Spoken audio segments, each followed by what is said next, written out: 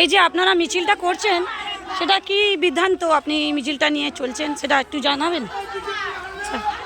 দেখুন, আমাদের চতুর্থবারের জন্য প্রার্থী ফিরদৌসী বেগম, তারই সমর্থনে যেহেতু রবিবার, আমাদের প্রত্যেকটা রবিবার একটা করে মিছিল হয়। আজকে ৭৯, ৮০, ৮১, ৮২ এই 3টে পার্টের মিছিল সংগঠিত হচ্ছে এবং যেহেতু আমরা পাড়ার ভিতর দিয়ে যাচ্ছি, কারণ এই পাড়াগুলো হচ্ছে এই পাটের মধ্যেই, এবং ফিরদৌসী বেগমের সমর্থনে আজকের এই মিছিল আমাদের হচ্ছে। কারণ বিজেপির যে চক্রান্ত, সারাক্ষণ শুধু বাংলার মুখ্যমন্ত্রী নামে নিন্দা অপপ্রচার, অথচ আজকে সারা দেশের পরিস্থিতিটা ভয়াবহ জায়গায় পৌঁছে গেছে।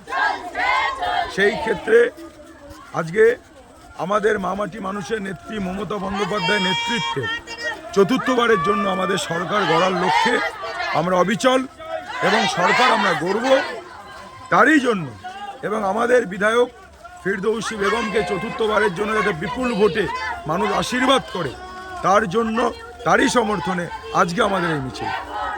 তো আপনাদের এখানে শুনেছি নাকি বিজেপি বলছে আপনাদের এখানে কিছু করা হয়েছে না, তো সেটার জন্য আপনি কি বলতে চাইছেন? শুনুন, বিরোধীরা বিরোধীদের মতো কথা বলবে।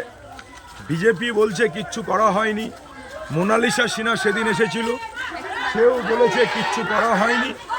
আমার প্রশ্ন হচ্ছে, সত্যিই যদি কিছু করা হয়নি তাহলে তারা এসে দেখে যাক উন্নয়ন আমাদের রাস্তায় পড়ে রয়েছে।